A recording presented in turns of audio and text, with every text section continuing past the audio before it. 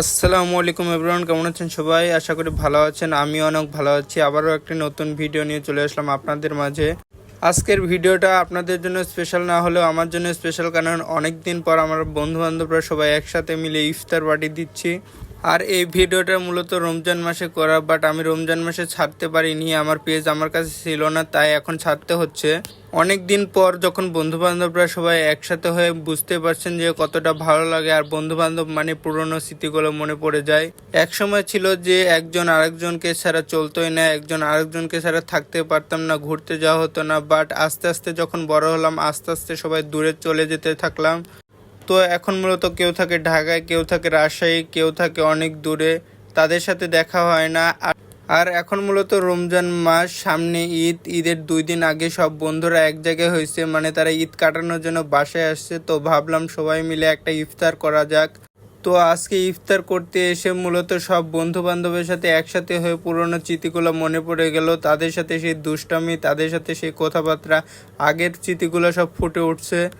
আর ভিডিওটা ভালো লাগলে প্লিজ আপনারা ভিডিওটা শেয়ার করে দেবেন। আর আপনাদের বন্ধু বান্ধবদের সাথে কেমন মিল, কেমন সবাই একসাথে ঘোরাফেরা করেন, আমাদের কমেন্ট বক্সে প্লিজ বলে যাবেন। আজকে আমাদের ইফতারিতে কোনো কমতি ছিল না, কারণ সব বন্ধুরা মিলে টাকা উঠায় এক এক করে সব জিনিস কিনছি। আর আমরা ড্রিঙ্ক হিসাবে নিয়েছিলাম মূলত এসএমসি প্লাস ওরসেলাইনের যে শরবতটা আছে, এইটা মূলত আমাদের বন্ধু বান্ধবের সবারই প্রিয়। সবাই একসময় একসাথে বসতে খাইতাম, যার কারণে আজকেও নিলাম। তো সবাই মূলত একসাথে হওয়াতে সবাই এক্সাইটেড হয়ে সবাই যার যার মনে ছবি তুলছিল আর হাসাহাসি করছিল। আপনারা দেখতে পাচ্ছেন, এতটা খুশি মনে হয় আমরা কোনোদিন হই না।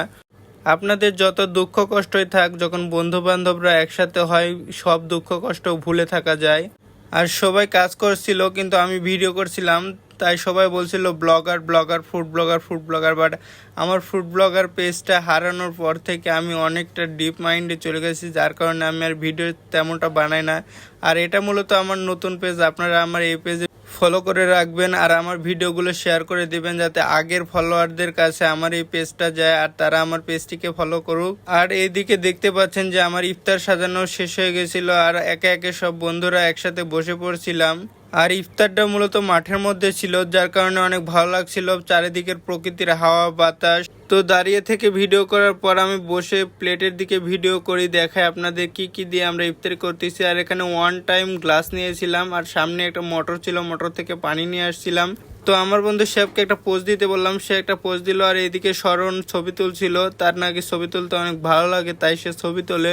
আর এইদিকে দেখতে পাচ্ছেন যে আমরা সব বন্ধু বান্ধবরা একসাথে বসে আছি। আর আপনাদের একটা কথা বলবো, যে আপনাদের হিন্দু বন্ধু বান্ধব থাকলে তাদেরকেও কোনোদিন মিস করবেন না, তাদেরকে নিয়ে ইফতারি করবেন। কোথায় আছে ধর্ম, যার যার উৎসব, সবার ইফতারি করলে সে মুসলমান হয়ে যাবে না, তাকে নিয়ে সবাই ইফতারি করবে। এক পর্যায়ে ইফতার করা হয়ে গেলে আমরা নামাজ পড়ে সবাই একসাথে দাঁড়াইছিলাম, আর এগুলো বেঁচে গেছিল। আর আমরা মূলত গাড়ি নিয়ে আসছিলাম, বাসা থেকে অনেক চিন্তা করবে, তাই অনেক দ্রুত বাসায় যেতে হবে।